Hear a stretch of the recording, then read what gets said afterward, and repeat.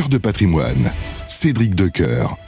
Et pour terminer, que le Cœur de patrimoine, on va parler d'un mode d'investissement, d'un mode d'habitation. Enfin, on va découvrir ce qu'on appelle le co-living avec Vincent Lachaine. Bonjour. Bonjour. Merci beaucoup d'être au rendez-vous, directeur du développement de M Capital. Et on va effectivement parler de co-living, mais d'abord une petite fiche, une petite présentation brève de M Capital. Bien sûr. Alors, M Capital est une société de gestion indépendante qui existe depuis plus de 20 ans. On a 4 lignes métiers et celle que je vais vous présenter aujourd'hui, c'est la branche immobilière, donc Value Added en immobilier. On est société à mission, on est labellisé Bicorp. Donc notre idée et notre mission, c'est de prendre des actifs obsolètes ou en voie d'obsolescence, de les rénover et de les repositionner sur le marché, ou alors de créer directement des actifs neufs aux meilleures normes environnementales. Voilà pour le portrait. Je le disais, on cause de co-living. C'est quoi le co-living ? Alors le co-living, je pense que tu connais la colocation. Ouais. Donc c'est une forme de colocation avec beaucoup plus de services. Donc l'idée pour nous, en tout cas chez M Capital, avec notre plateforme de service Builder où tu peux acheter ces opérations, c'est de choisir des actifs. Donc ce sont des grandes maisons en fait, des grandes maisons résidentielles qui sont souvent d'anciennes maisons familiales totalement hors d'usage aujourd'hui. Parce que tu sais, il y a une époque, les familles avaient beaucoup d'enfants. Aujourd'hui, selon l'INSEE, on en est à moins de 2. Oui. Donc, et puis le prix des maisons a aussi beaucoup augmenté, donc ça n'aide pas à les garder parfois. Tout à fait. Et puis les contraintes DPE énergétiques et le coût des énergies poussent en fait à ce que ces actifs soient remodelés, reconditionnés. Et c'est ce qu'on fait en fait. Donc on prend ces grandes maisons, on fait des travaux de restructuration. Donc chaque résident, chaque co-liver a son espace privé avec sa chambre, sa salle de bain et son petit bureau. Et ensuite, il y a des espaces de vie communs. Donc ça va de la salle de télé, de la salle de restauration, un jardin et pour certains actifs, un sous-sol avec une salle de sport ou une salle de home cinéma. Donc en fait, il y a beaucoup de services. Il y a le ménage 2 fois par semaine, donc c'est pas la colocation comme on l'a connu. C'est pas la colocation non. où on tire au sort pour savoir où on partage le frigo, etc. Non, pas du tout. Ça concerne qui du coup finalement, c'est une version moderne de l'auberge espagnole, uniquement les étudiants ou les jeunes actifs, ou ça concerne d'autres catégories ? Alors, c'est une bonne question. Alors, on a commencé, nous, depuis quelques années, sur le co-living jeune actif, parce que c'était la thématique la plus porteuse et historiquement la plus développée dans les pays anglo-saxons. Donc, on a commencé avec cette typologie d'actifs à Paris, première couronne, donc des grandes maisons rénovées pour mettre jusqu'à 15 co-livers dedans. Mais ce besoin, il est valable aussi pour toutes les populations, parce qu'on a aussi les seniors aujourd'hui qui souffrent d'un certain isolement, qui veulent des résidences avec services choisis, on en reparlera peut-être tout à l'heure, mais ça peut être aussi des familles monoparentales, des réfugiés, des personnes en situation de handicap physique ou en situation de handicap moteur. Enfin bref, tous les endroits où l'offre de logement adapté n'est plus disponible, parce que tu le sais aussi, on est dans un contexte de tension sur le foncier et sur le parc locatif historiquement délirant. Donc c'est des solutions alternatives pour pouvoir loger les Français. Donc aujourd'hui, des jeunes actifs, ça c'était le début de l'offre, on va dire. Ouais, et puis c'est seniors. Alors effectivement, ça veut dire qu'au lieu de se retrouver, on va dire, en maison de retraite, on est entre seniors, oui, mais dans un endroit un petit peu plus à taille humaine, c'est ça ? Exactement. Oui. Pour redonner un chiffre, il y a 82% des personnes qui vont aujourd'hui en EHPAD qui le subissent et qui ne le choisissent pas. Ouais, c'est ça, ouais. Et on a tous des parents et des grands-parents. On a vu que parfois ils ne pouvaient pas garder leurs animaux, leurs chiens, leurs chats. Exactement, il y a ces contraintes-là. Bien sûr, il y a cette contrainte-là. C'est souvent des gens qui... Alors le public cible, on va dire, chez nous, ce sont des personnes qui ont entre 75 et 84 ans, qui veulent en fait une expérience de vie dans un bel actif, parce que c'est pas évident quand on a vécu toute sa vie en pavillon d'aller ensuite dans un espace avec 200 ou 300 personnes.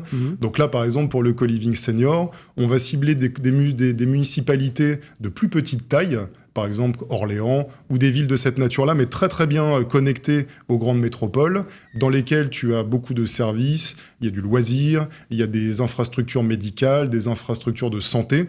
Et l'idée, effectivement, alors c'est l'auberge espagnole, mais pour les seniors, donc tu as eu 11 résidents dans une maison, et par contre, chacun a son espace de vie privatif, peut ramener aussi ses meubles, mais tu as des espaces de vie avec des animateurs et de l'aide pour faire le repas, pour pouvoir prendre ses rendez-vous chez le médecin, avec ensuite un accompagnement. Il y a moins de salles de sport, quoi, c'est ça? Voilà. Je plaisante. Le sport, tu peux le faire juste à côté. Et est-ce qu'on peut imaginer du co-living croisé, finalement, intergénérationnel, parce que ça peut aussi être... Oui, alors on a regardé tout à fait cette thématique. C'est un petit peu moins facile à mettre en place à court terme, pour des raisons de rythme de vie. Ouais, tout à fait. Non, mais c'est un sujet qu'on regarde aussi. Bon, je vais être hyper pragmatique, mais on est aussi là pour causer aux investisseurs. Ouais. Les investisseurs, ils y trouvent leur compte, du coup. J'imagine qu'ils vous appuient aussi sur ces opérations. Ah, bien sûr. Alors, dans notre gamme, pour te situer les choses, on a une activité type crowdfunding immobilier avec notre plateforme Builder. Ces mêmes opérations, tu peux les retrouver dans des véhicules collectifs type FCPR. D'accord. On fait aussi de l'immobilier géré et de l'immobilier fractionné.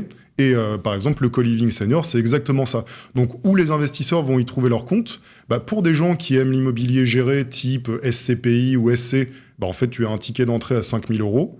On va s'occuper de choisir l'actif, de financer les travaux, de mettre un exploitant en place dédié à la thématique. Et ensuite, la durée, par exemple, du co-living dont on parlait à Orléans, ça dure 8 ans. Et le client, l'investisseur, va chercher une distribution trimestrielle pour aller chercher une rentabilité annuelle de 6%, donc ce qui est tout à fait comparable au meilleur SCPI du moment, et un potentiel de plus-value à 8 ans, parce que cet actif rénové, meublé, remis au goût du jour, parce qu'on passe d'une passoire thermique, si tu veux, qui est F ou G, à une note énergétique C. C'est aussi ça qu'on met en place chez Builder et chez M Capital, c'est remonter la qualité des actifs et changer leur usage comme ils sont meublés et équipés. Et donc l'investisseur, pour 5 000 €, il peut participer à différentes opérations, sur tout le territoire français, avec différents exploitants. Et encore une fois, il n'a pas oublié... Et au bout de 8 ans au bout de 8 ans, c'est des obligations dites indexées. D'accord. Donc l'investisseur récupère son nominal et le potentiel de plus-value. Et fiscalement, on est dans un cadre qui est quand même particulièrement attractif, sachant que tu es hors IFI et à la flat tax au PFU pour les personnes physiques. Et on les trouve facilement, c'est bien. Enfin, vous, quand chez M Capital, vous regardez un petit peu ces maisons, vous vous retrouvez aussi en compétition avec des promoteurs qui veulent raser et faire un immeuble. Alors, et c'est probablement beaucoup plus c'est une bonne question. Économiquement, waouh, que de retransformer la maison pour en faire 11 logements. Alors, ça dépend comment tu vois les choses. Il y a quelques années, effectivement, parce qu'on a commencé cette thématique il y a plusieurs années, le co-living jeune actif. Aujourd'hui, pour te donner un chiffre, on en exploite 18 actifs co-living. On en a acheté 18. Donc, on a une vraie expertise sur le sujet. On n'a pas cédé à l'effet de mode. Mais à l'origine, oui, c'est vrai. Les promoteurs étaient tout à fait intéressés par ces surfaces. Aujourd'hui, vu le contexte de nos amis promoteurs, ils sont déjà en train d'utiliser leurs propres réserves foncières. Et puis, les particuliers qui étaient effectivement des acquéreurs naturels de cette typologie d'actifs, aujourd'hui ont un accès plus difficile au crédit, parce que les taux, je ne vais pas refaire tous les cœurs de patrimoine, mais le taux en lui-même, il reste historiquement raisonnable. Par contre, les conditions d'octroi étant difficiles, on a beaucoup moins de particuliers, sachant que nous, on achète cash les actifs sans conditions suspensives de prêt.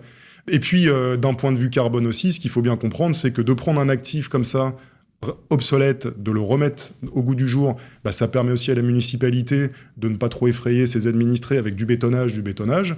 D'un point de vue carbone, bien vu, on est assez bien vu. Exactement. Et d'un point de vue carbone, c'est 60 fois moins de carbone émis en rénovant une maison plutôt qu'en créant un nouvel actif. Et tu vois, dans une famille, dans une maison familiale de 5-6 personnes, aujourd'hui, tu as 10 à 15 co-livers qui peuvent partager une tranche de vie. Alors, les jeunes actifs, tout à l'heure, tu en parlais, c'est des durées assez courtes. C'est des gens qui restent entre 8 et 12 mois. Et ça, c'est vous qui gérez Alors, c'est l'exploitant, parce que nous, la particularité, c'est que nous, on achète, on fait les travaux, et on choisit un exploitant. C'est l'exploitant, lui, qui gère le remplissage. Exactement, et c'est pour ça qu'on prend des acteurs spécialisés sur leur thématique, pour qu'on ait le taux de remplissage le plus élevé possible. Mais tu vois, entre les jeunes actifs, c'est 8-12 mois. Donc là, l'exploitant doit vraiment trouver des nouveaux locataires en permanence. Alors que pour les seniors, c'est des temps de remplissage un peu plus longs. Par contre, les gens sont là plus longtemps. Ils restent plus longtemps, exactement. Merci beaucoup, Vincent. Avec plaisir, Cédric. Vincent Lachaine, donc, pour M Capital et ce focus proposé, ce type d'investissement proposé, qui est le co-living que vous pouvez regarder désormais. Merci beaucoup de nous avoir fait confiance cette semaine encore. C'est la fin de Cœur de patrimoine et on se retrouve bien évidemment mercredi prochain. Très bonne semaine. Cœur de patrimoine, une émission à réécouter et télécharger sur le site et l'appli Radio Patrimoine et sur toutes les plateformes de streaming.